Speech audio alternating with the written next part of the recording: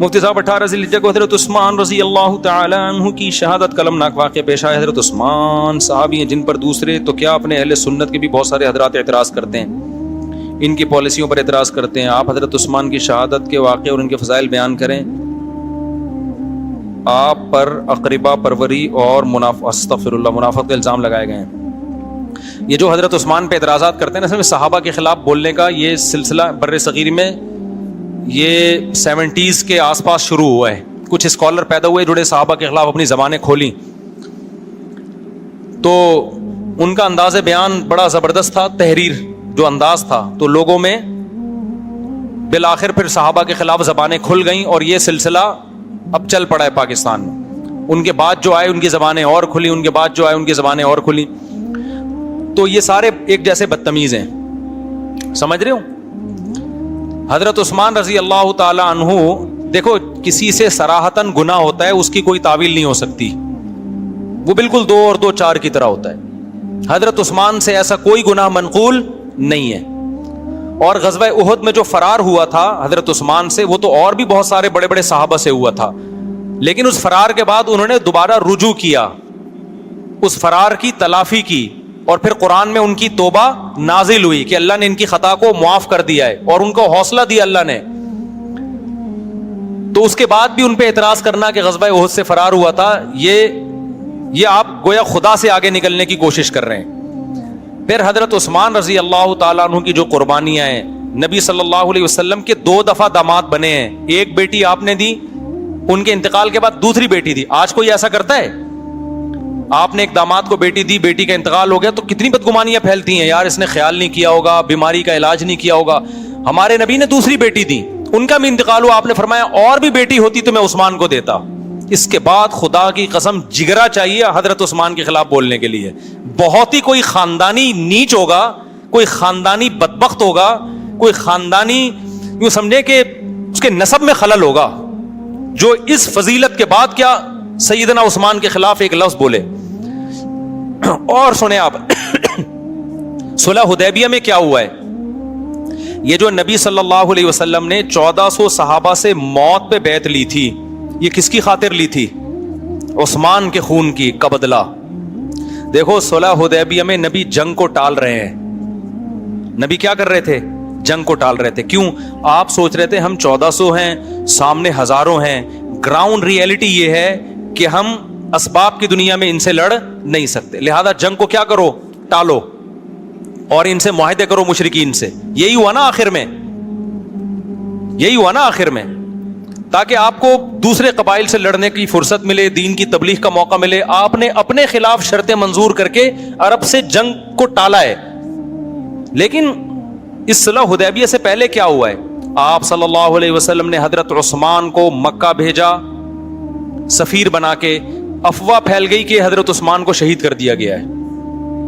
ہمارے نبی اتنے غضبناک ہوئے کہ تھوڑی دیر کے بعد جو آپ صلح کر رہے تھے تو آپ نے ان 1400 صحابہ سے موت پر بیعت لے لی کہ عثمان کے خون کا بدلہ ہم رائے گا نہیں جانے دیں گے.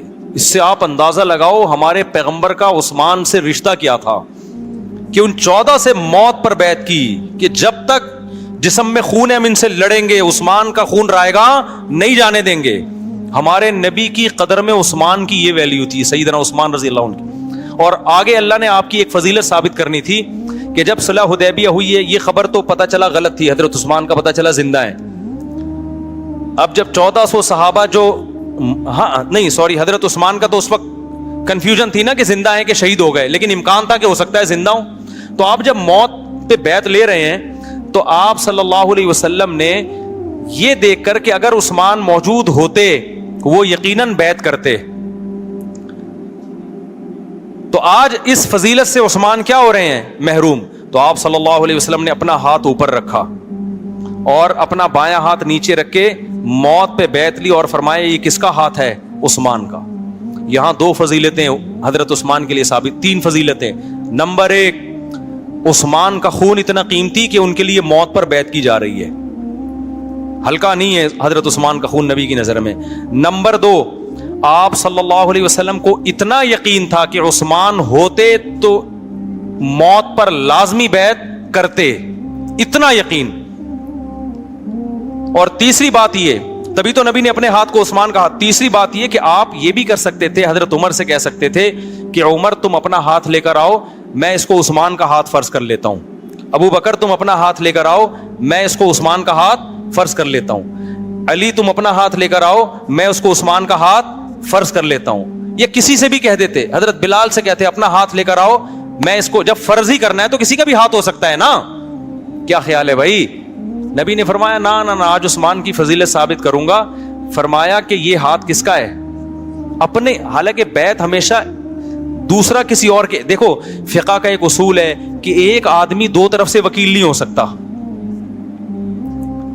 دو طرف سے وکیل نہیں ہو سکتا. ٹیکنیکل پوائنٹ کی بات ہے, نوٹ کریں اس کو آپ. دیکھو اس نے مجھے وکیل بنایا کہ مفتی صاحب میرے لیے بازار سے ایک گھڑی خرید لو, میرے لیے بازار سے ایک گھڑی خرید لو. آئندہ بن گیا. اب میں جاؤں گا بازار سے گھڑی خریدوں گا, ایک بندہ مجھے گھڑی بیچے گا اور میں ان کو دے دوں گا لا کے. میں نمائندہ وکیل کس کا ہوں؟ ان کا. ان سے میں پیسے لوں گا. کیا تھا, میرے پاس یہ گھڑی رکھی ہوئی تھی, یہ میری ہی گھڑیوں کی دکان ہے. میں گھڑی بیچنے کا وکیل بھی خود اور گھڑی خریدنے کا وکیل بھی خود. یہ شرعاً جائز نہیں ہے. یعنی میں نے اپنی ہی گھڑی پہنا دی ان کو, ٹھیک ہے نا. ایک آدمی دو طرف سے وکیل نہیں ہو سکتا معاملات میں, خرید و فروخت کے خاص طور پہ معاملات میں دو طرف سے وکیل نہیں ہو سکتا, کیونکہ خریدار بھی میں ہوں, سیلر بھی میں, بائر بھی میں. ایسا نہیں ہو سکتا. بائر کوئی اور ہوگا, سیلر کوئی اور ہوگا. جی اس میں دھوکا کا امکان ہے نا, کہ یہ کیا بات ہے کہ بھئی آپ خود ہی خرید رہے ہیں خود ہی بیچ رہے ہیں, یہ تو عجیب سی بات ہو گئی نا. یعنی میں اپنے آپ سے ہی طے کر رہا ہوں کہ یہ گھڑی میں وسیم بھائی کی طرف سے خرید رہا ہوں, اپنے ہی آپ سے. ایسا نہیں ہوتا. یہاں نبی صلی اللہ علیہ وسلم نے خلاف قیاس کام کیا ہے. بیعت کرنے والا ہمیشہ دوسرا ہوتا ہے. اگر عثمان موجود نہیں تھے اور بیعت لینے والے پیغمبر تھے, تو عثمان موجود نہیں تھے تو نبی صلی اللہ علیہ وسلم ان کی طرف سے کسی اور کو نمائندہ بناتے تاکہ وہ ان کا وکیل بن جاتا, اور نبی صلی اللہ علیہ وسلم خود موجود تھے بیعت لینے کے لیے. نبی نے بیعت لینے کے لیے خود موجود ہیں, اور یعنی بیعت لینے کے لیے, اور جو بیعت کرنے والے ہیں ان کے وکیل بھی آپ خود ہی بنے ہیں. یہ خلاف قیاس کام کیا ہے جو عام حالت میں جائز نہیں ہے. لیکن نبی صلی اللہ علیہ وسلم نے عثمان کی فضیلت کو ثابت کرنے کے لیے کہ میرے ہاتھ کے علاوہ میں کسی اور ہاتھ کو عثمان کا ہاتھ قرار نہیں دے سکتا, خلاف قیاس ہوگا تمہارے لیے, میرے لیے یہی عین قیاس ہے کہ اب کسی اور کا ہاتھ کو میں عثمان کا ہاتھ قرار نہیں دے سکتا. اس سے بڑی فضیلت کیا ہوگی یار. پیغمبر نے اپنا ہاتھ اوپر رکھ کے اپنے ہاتھ پہ رکھا اور فرمایا یہ ہاتھ کس کا ہے؟ عثمان کا ہاتھ ہے. تو میں سمجھتا ہوں اس کے بعد بھی کوئی سیدنا عثمان پہ طنز کرے تو وہ کسی نیچ نسل کا ہو سکتا ہے, سمجھ رہے ہو نا, اس کا اسلام سے کوئی تعلق نہیں ہو سکتا. تو اس کے بعد بھی اگر کوئی اور بہت زیادہ فضیلت ہے حضرت عثمان رضی اللہ تعالیٰ. عشرہ مبشرہ میں تیسرے نمبر پہ حضرت عثمان کا نبی نے ذکر کیا, اور حضرت عثمان کی قربانیاں آج بھی آپ کو مکہ مدینہ میں, سعودی عرب میں حضرت عثمان کے وقف کنویں ملیں گے آپ کو. اور کتنی فضیلت سیدنا عثمان رضی اللہ تعالیٰ عنہ کی. تو میرا مقصد ابھی فضائل سنانا نہیں ہے, وہ فضائل پر بیان تو 6 گھنٹے بھی کم ہے. میرا مقصد تو جو غیر خاندانی ہے ان کا غیر خاندانی ہونا بتانا ہے کہ نیچ نسل کے لوگوں سے آپ کیا رہیں, ہوشیار رہیں. ان کو سنے ہی نہیں, ان کم بختوں کو.